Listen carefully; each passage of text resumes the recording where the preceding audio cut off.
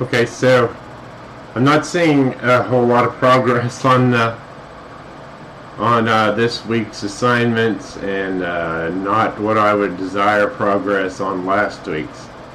So I thought I would make another video here. One, just to remind everybody about how this layout is made in the D2L here. If you go to your week 6 problems, if you go to activities, you can see what your textbook references, what activity we're working on, as well as the homework sections, and how there's a quiz 5. What I've made so far is a quiz 5 bonus assignment that acts like homework that you can use the learning aids in Pearson, such as help me solve this and view an example. Again, if you kind of know how to do the problem, don't do help me solve this, go ahead and view the example, because it will give you an idea where to start. But if you don't have any idea how to start, then go ahead and do the help me solve this. But just remember, once you go through all of that, it's not going to give you credit for the problem. So if you pursue that route, be aware of that right there. And then you can see over here how things are made. There's the PowerPoint by section, and non-Pearson assignments are right here. Dropbox down here. Weekly assignment right here. And then I put the links here into my math lab assignment. They're labeled by chapter and section, right? And every single problem in here, which you can find in the selected problems. Here was a note taker, implied by the name. It's a blank set of these selected problems, and it has an accompanying answer sheet. That's if you wanted to practice on some more problems. So like if your learning style is not using help me solve this or view an example, there are other options as well. A lot of those there are in these videos, and the videos are labeled, and then you have a link there. So you just click the link and it should take you there. Mine's not doing that because I'm in a different system. I have to hit control to get to the video. Notice how this video has splices in it. And then notice down there, if I move my mouse, it'll go away, but just to the lower left of this video, it's going to show you the problems associated with it. Notice again, by a problem ID that shows the chapter, section, and problem number ID. But if the videos are unhelpful, here's yet another learning style. And that's over in the selected problems, and that is the old school version. Notice again, these old school versions are identified by the problem number, chapter, section, problem number. So I'll just start showing you a few of these, and then I'll switch this video over to doing some stuff, and I'll select a few of these and I'll do them in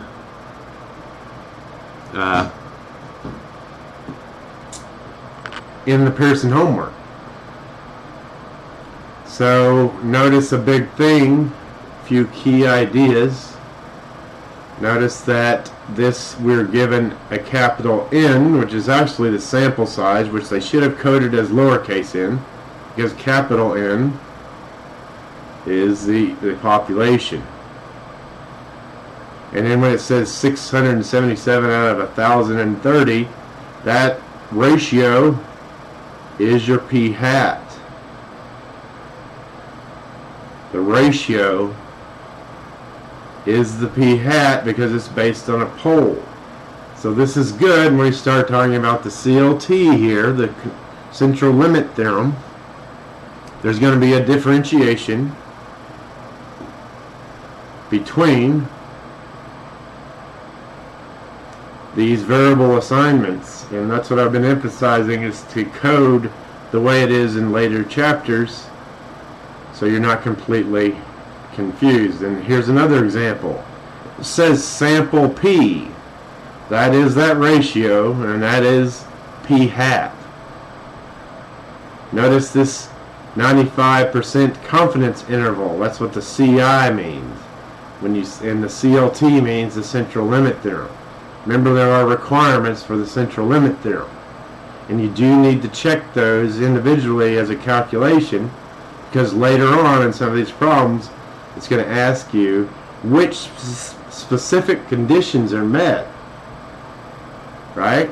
Not just using a little pull down menu that says all the conditions of that. So it's going to get a little more complicated. This 95% is a 95% confidence. 95% confidence, meaning we are 95% confident that the sample P, which, notice this is the sample P, that's P hat, this is P naught, P zero, P sub zero. So it's going to show up in different versions. It's just very important that you learn to code what they're talking about as they change the code. And notice it's just a simple interpretation of this confidence interval.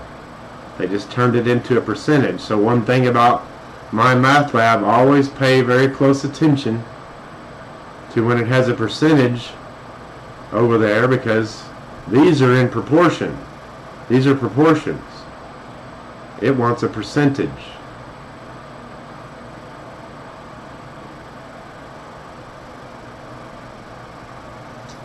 So when it says majority of adults, when it's asking about the majority, it's always saying a majority is greater than 50%. So notice that both of these criteria in the confidence interval are both greater than 50%. So therefore, a majority of adults do believe this, according to our confidence interval. That is not dead set. It could be outside of here, but based upon statistics and the CLT and all the things of the giants that Newton referred to, that he stood on to accomplish the things that he accomplished, we are standing on the giants of Gauss and Gambit, who did relentless research on forming the CLT, the normal curve, and the T-curve. Why I keep mentioning the T-curve, even though that's in the last chapter, is because it's going to suddenly show up and you're going to have to recode everything, and it's going to be confusing. So that's why I'm trying to throw out these nets so you can interpret this information as it changes throughout the chapters.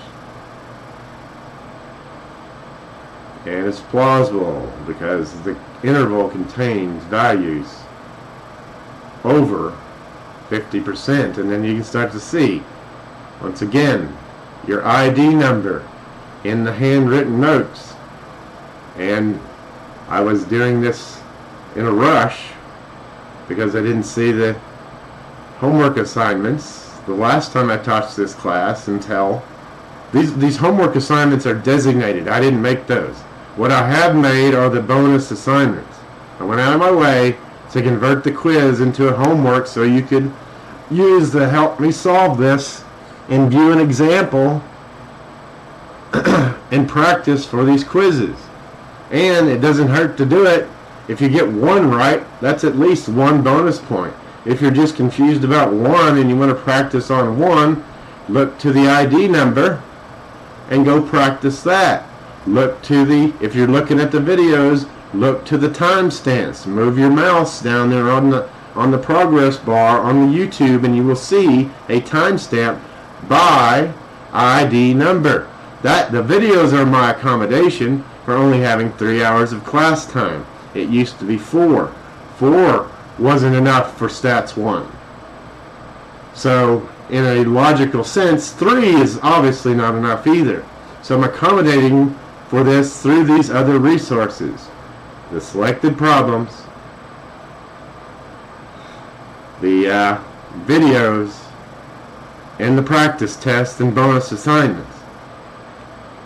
Unfortunately, I just can't do these for you. You have to experience them on your own. If you just watched a YouTube video and you started welding on the bridge that I cross every morning and going to work, I don't feel confident of that. So statistics takes a little work and a little understanding.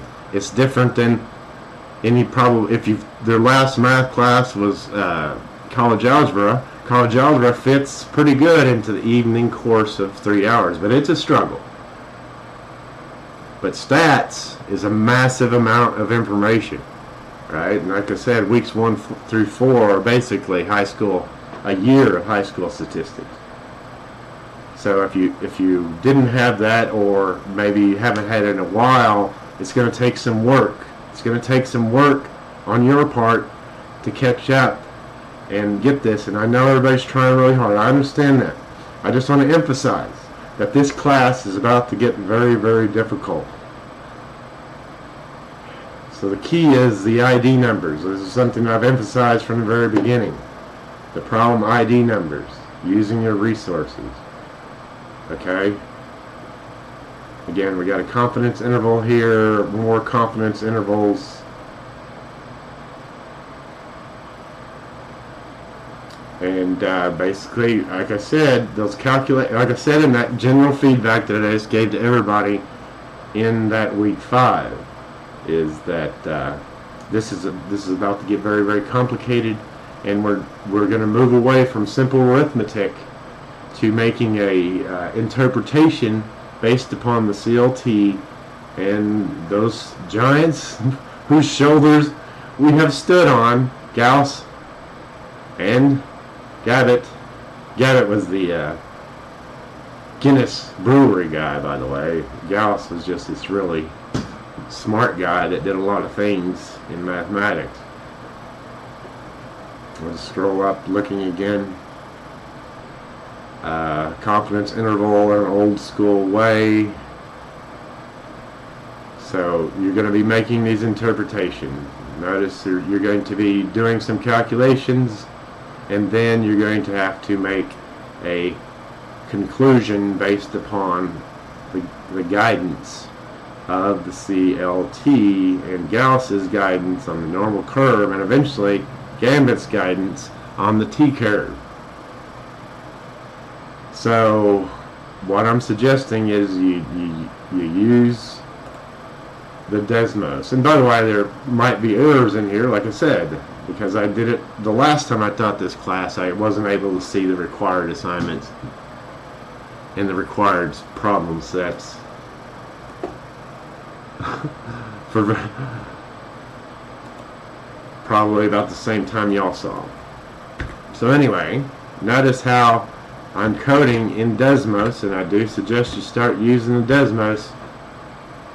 If you're going to code it in Desmos, it can calculate that standard error, and I'm assuming everybody got the right numbers here. And so it looks like, where am I getting this standard deviation?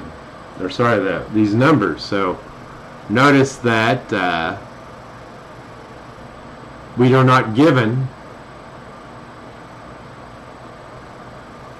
the standard deviation, but based upon the information we have here, we can do the standard error. Let's see.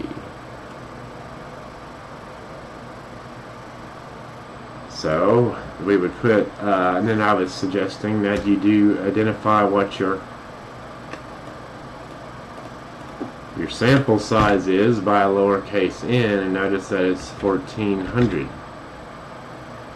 Notice also that this problem does not tell us what the standard deviation of the population is. Hence, we have to make this adjustment via the CLT to use the standard error, not the standard deviation as we've typically done to do these things. Remember, it's always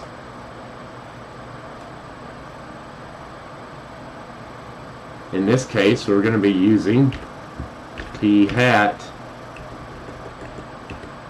and p hat over here.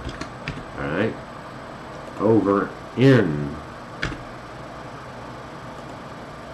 So here we go.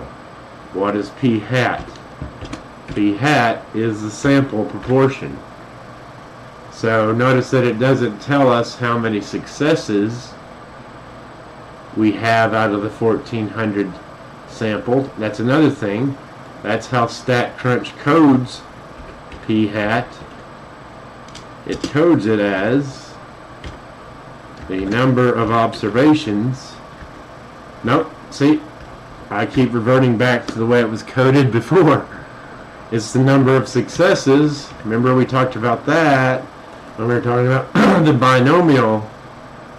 binomial distribution, which main purpose was to understand this concept, I suppose, number of observations here.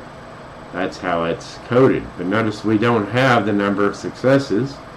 However, it gives us a proportion here, 0.1, so we can go ahead and code that as 0.1. And it looks like I did do the calculation correctly for standard error, believe it or not. So I got that. And then I did want to note that it's going to code M in this particular problem as the margin of error. The margin of error is that thing you see on the news all the time where they, in the very fine print about a poll, that it has a plus or minus 3% standard deviation, a margin of error. So that margin of error I code as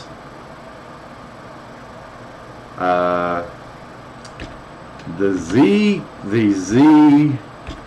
critical value times the standard error. And I do again suggest that you begin using Desmos and StatCrunch to make these calculations a lot easier on you.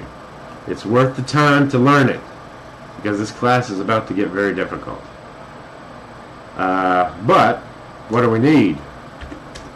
We need that z-score, or that z critical value. I got it right here. And that's in those, let me go ahead and show you where that is. I can't remember if yeah, so like in Further Insights, I hope this link is updated. Right in here, I went ahead and gave you the critical values right here. Notice it was referring to a 95%. It was referring to a 95%. So the Z for 95% confidence is 1.96. So let's go back to here and see what is right here. That is the Z critical value. So let me go back into StatCrunch. Oh, not StatCrunch.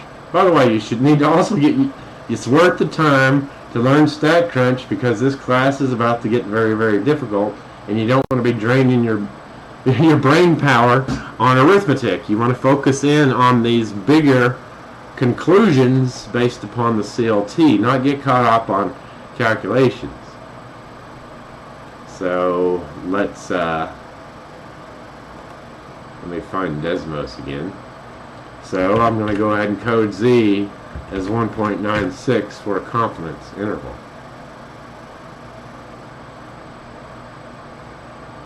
Notice what I have for E.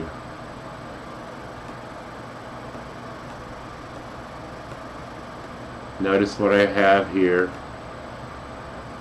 for the margin of error, which is best coded not as the slope, M, but as the capital E, as it has been coded for many years. But anyway, notice I got 0.16, which is what I got right here. By the way, I just noticed something that you can do with Desmos. If you use your mouse and you click on it and it highlights like that, you can hit Control C and it will copy. Then you hit Control V and it will paste right into the little answer box, and then you can look at it, and you can look at it simultaneously by what it's requiring you to round to, and you can round within the answer box. And let's say after you rounded within the answer box, you still got your Desmos over here on your screen showing you all the things that you did, and you can go back and check this. Like, hey, at the end of these things, I suggest going back and checking. Oh yes, the sample size, lowercase n, is 1400. Yes, the p hat is 0.10. Yes, since we're doing 95% confidence, I'll double check. Yes, I'm using the correct 95% confidence. And then where did my, yeah, so everything's checking, everything checks. So now it's going to want a confidence interval, and that's simply done. I don't think I coded it at all, but you could code it as a lowercase l as the lower. And basically what that is the p hat plus or minus, I'll go ahead and do the plus. Oh, I'm doing the left, so that would be a minus the standard error. Let's see if that checks. Yep, that's checking with what I have here. So I guess I did one of these right at least. So I can say that I was at least successful at one thing in my life. But only to this part. I still got part D and part D, and I gotta get this other one done. So far so good. I'm going to count it as a success. And then you could call the upper if you wanted to. I wasn't coding it. It's P hat plus the margin of error. Let's see if I got that one right. Yep. And I rounded it right. Once again, you can click on this, hit Control C, and then go into the answer box and paste it into the answer box, and then round it according to the way they want you to in the answer box. And let's say you made a mistake. Well, you still got it over here. You still got them over here in Desmos. And you can just click on them, Control C, Control V, round in the answer box. The reason why I'm suggesting these things is because of time. And all the moving variables in Pearson here. So now we're going to make the assessment.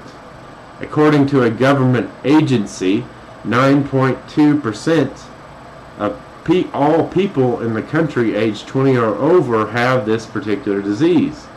Does the confidence interval you found in Part C refute this claim? Well, we don't have to do anything, but it may not be a bad idea to go ahead and code this as P naught, which is the status quo, which corresponds to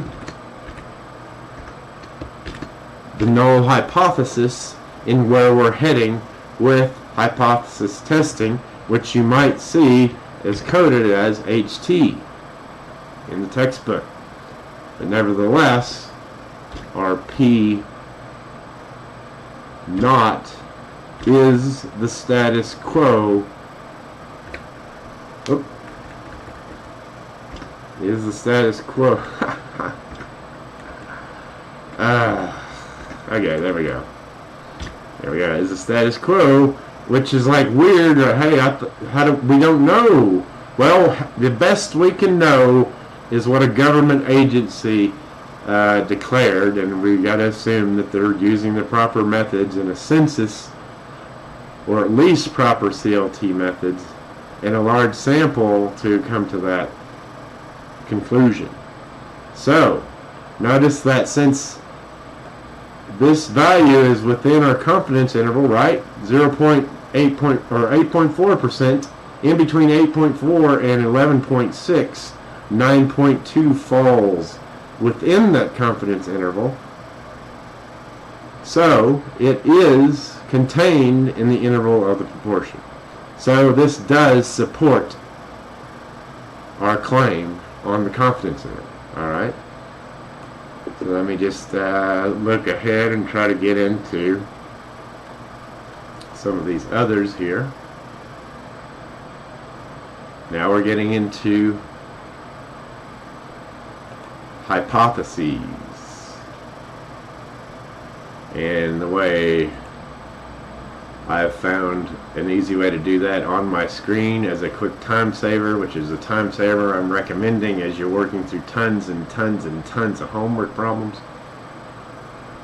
You need all the time savers you can get, and you need all of the documentation and scribing necessary. And I know it's sometimes hard to go back and forth between a paper, but if you use your notepad on your laptop, if you have Windows, I'm using Linux here, so it's called whatever they call it, something like Word Writer or something bizarre. But anyway, oh, looky there,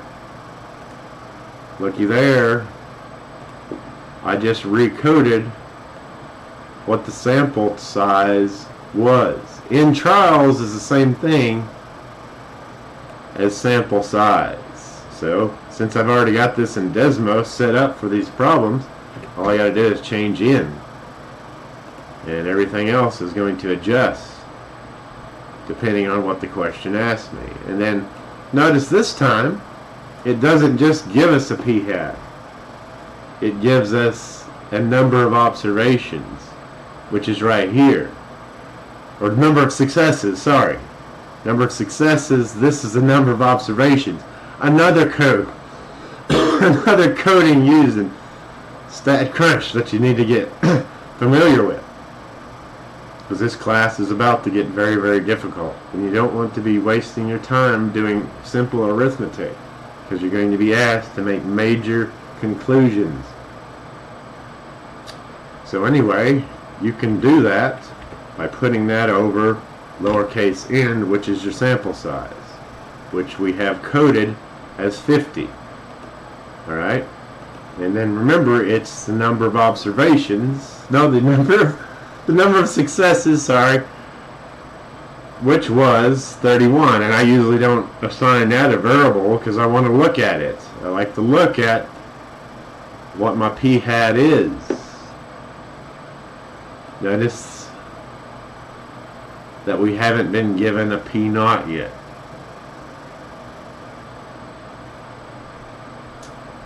Somewhere did it? Somehow I got, oh. So what's kind of strange about this one? There were 50 trials and half gets 31 right.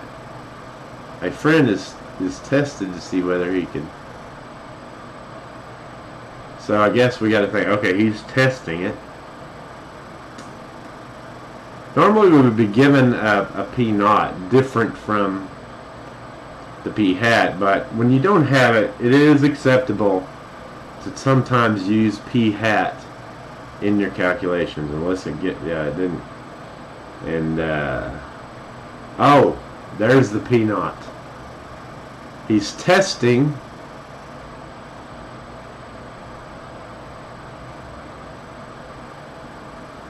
but there are 50 trials. Okay, so the p-naught is interesting. I guess we could say we're going to go with a majority. That's weird, right? But p-naught would be a majority, and he's going to label that he can tell the difference if he has getting a majority of those right. Right?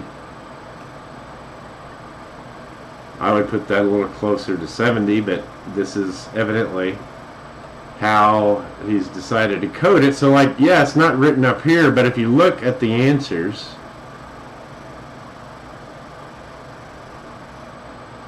Yeah, that's, so notice it's giving us, that's not p hat. 62 is p hat. But when we write our hypothesis statement, we don't put p hat equals, even whenever, in this particular rare case that I just stumbled upon, I'm glad I did, is going to use that. So if we're going to use it, we got to code the hypothesis, the null hypothesis, as 50. So there I just coded p naught. The reason why I'm using p naught is because it's about to turn into coding that status quo as p naught, and you're going to see that over and over again as it's no longer just p. Some technology codes it as p, some technology will code it as p naught, and they're going to show you different technologies, so you need to be aware of what the heck they're talking about. And then notice I wrote out the null and the alternate. Yeah, did it not say, oh, I have to look at it, did it not say anything, water and half, that was, but anyway, I guess we got to go with using logic on what we know about these things. Alright, but if like you assigned the naught, the p naught as 62, you're not going to be comparing anything, right? You're just comparing p naught to p naught, and you're obviously not going to have any change from p naught to p naught. But anyway, and then it wants the alternate, and sort of we've assumed that greater than 50, greater than a majority is going to hold by your friends and test ability to tell bottled water from tap water. Looks like he's doing pretty good in that sample he took there. And like, I don't know, sometimes these things are huge, and you can use your Desmos pull-up menu or your notepad as an underliner. You're probably all better readers than me and don't have to do that. I always underline key parts, but if you can't do that on Pearson, right? But this is something you could do, and then you could code it over here in Desmos while you're doing it. Like I was saying. So all this was asking for was the null, which remember is always an equal, and that's a little tricky figuring out that wants 0.5, I admit that.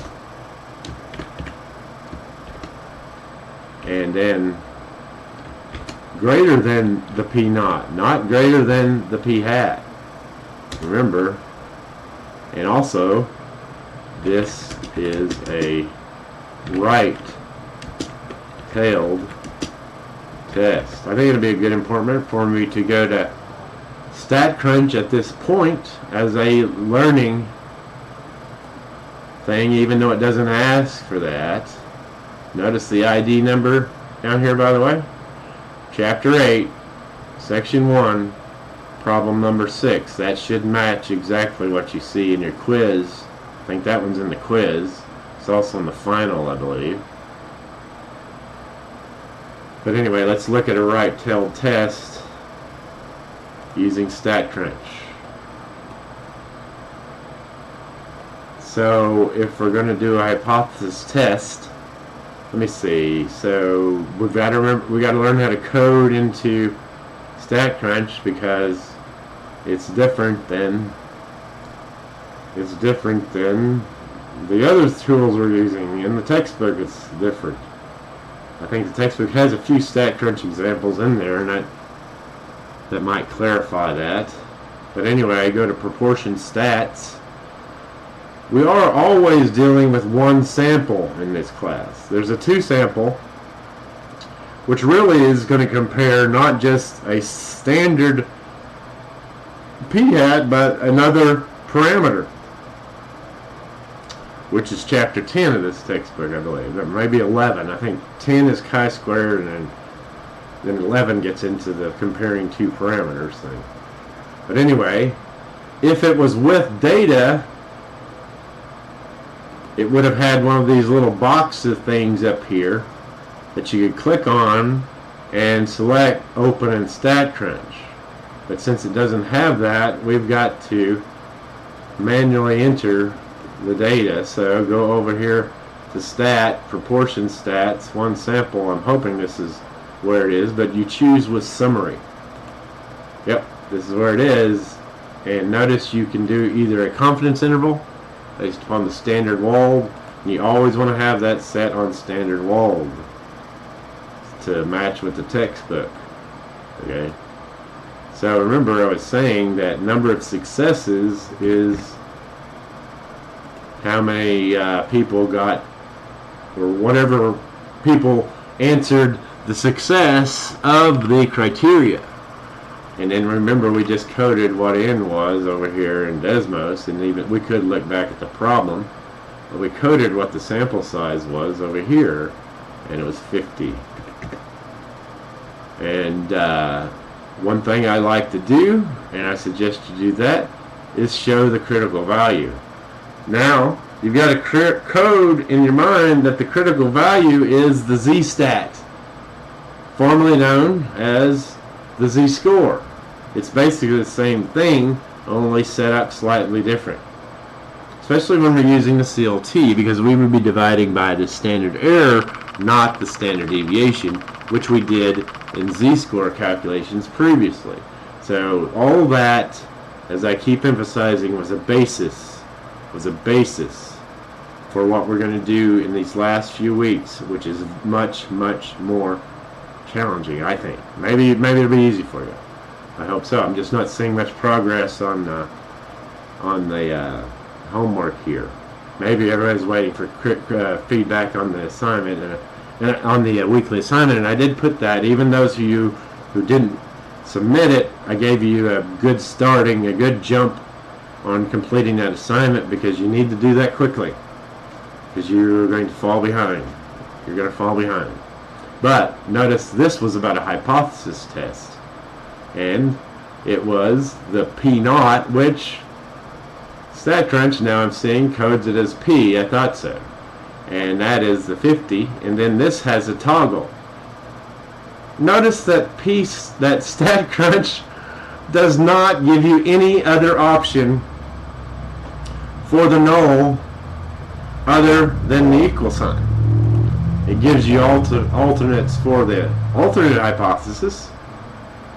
But remember, we've established that we're going to grade success on telling the difference between tap water and regular bottled water as greater than 50%. Another thing I like to grab is the p-value plot. There's a lot of p's. There's the p-stat, there's the p-value, and then there's this p up here. They're all different. They code it as a capital P. I think the textbook puts in a lower p. We'll see how that goes later. Let's see.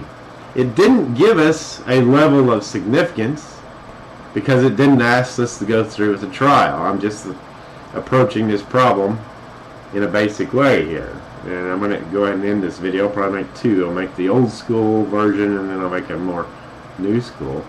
Going right into the problems out of Pearson. I'll show you why I put these things in. Here's the big thing on the p-value plot. One, it gives you the p-value. It gives you the z-stat, which formerly known as a z-score, and it tells you that it is a right tail test. So if you're ever asked, is that a right tail or a left tail, go ahead and do the null and everything, and then see what picture you get over here. This shaded region, by the way, is the p-value. It's the area under the curve. It can be recorded as a percentage, or it can be recorded as a proportion. So that proportion, that value is considered as well as the critical value, which I believe is the line. So you can use both the critical value and the p-value in determining whether or not, when you're doing your null and alternative hypothesis, whether or not your data value falls falls past what we have right here. Okay? And then you'd compare that to a given. Right, so now let's look back at the results it gives us. Notice it gives us the proportion, which is the same thing in this case as P, and actually P hat, actually. And then notice we got a count now, which it coded earlier as the number of successes. And it's got our N right here, which it coded earlier as number of observations. There's a sample proportion. That's the P hat. That's P hat. Standard error is this calculation that I did here in Desmos.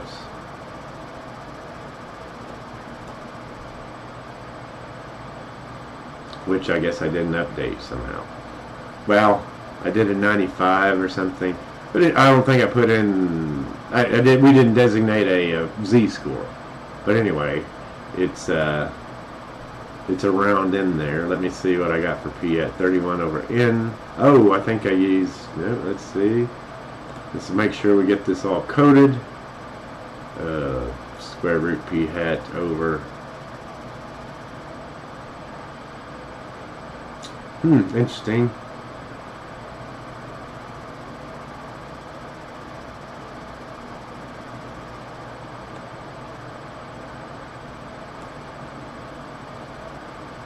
Well, I'll see what went wrong with that. But there's somewhere in here. One thing we might do is get rid of it and have it recalculated with P hat P hat minus P. Oh yeah, we would need a P0. Yeah, it was using the old P0. That's exactly what it was. Should have gave us an error. That was a good indication. The P0 is the 50. 0.5. So let's see what it does now, and then we'll code the standard error.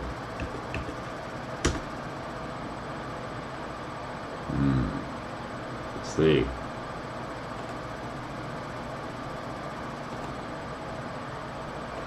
For some reason, this little box right here showed. So I bet there's a space right there. I don't know. It's not. See if it codes it. So that'll tell you that it did code it.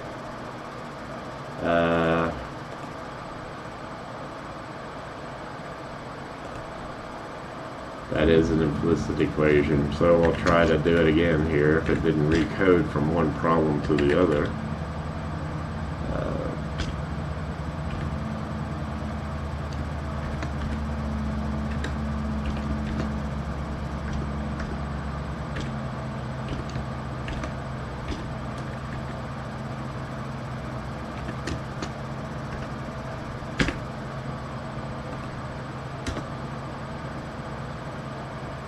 Did I establish the N? Okay, so still, the z-score doesn't have to be. Yeah, so this one's acting funny. Code it. Not getting any feedback. Looks like it plotted it. Do I have a, yes indeedy. I have a square root function that it is tracking. So again, it's not decoding. P is a proportion. All right, I'll look back at that. I'll correct that here in a moment. But anyway, I'll add that onto the video as I troubleshoot that. But anyway, that's what I was wanting to establish here. Is what we're going for. And notice it's a success or failure, probability of success or failure, right? And all that probability stuff. Yeah, I did point it out here that that's saying that means he is able to tell the bottle from the tap to some degree, and that degree is 50%. So let me check on StatCrunch. I'll be right back. I see what I did. I coded inside of there something similar to the z stat when it should be 1 minus p hat. But that's only if we were doing a confidence interval. Correction, p hat goes with, let's go back to stat a confidence interval, p naught goes with hypothesis testing. Still, by the way, you can go back if you close something, and even if you minimize stat crunch, your results kind of go away, but you can bring them up and you can tell which ones you're doing. And so the reason why the standard error is now wrong is because because we were doing a hypothesis test. So that's a key one to code as well. When you're doing a confidence interval, you are going to use correction, p hat goes with a confidence interval, p naught goes with hypothesis testing. Quo. And there is our standard error. I'm glad I stumbled upon that mistake. Anyway, I hope you find this helpful. I will now grab some problems out of the homework that are not in the quiz, so we can focus on accomplishing the homework for this week. We got to get moving on this. That's why I'm going to try to put these videos together. And the problem number ID is the key. You can use a variety of sources across all of the resources available here, depending on your learning style. If you like old school, then you can look at the old school stuff where you got handwritten calculations. If you like using help me solve this and things, those problems are also going to be ID'd by the problem number. If you like, what did I say, the videos? The videos also are time stamped, as I was showing you earlier, by the problem ID number, chapter, section, problem number. So anyway, I'll see y'all in the next video.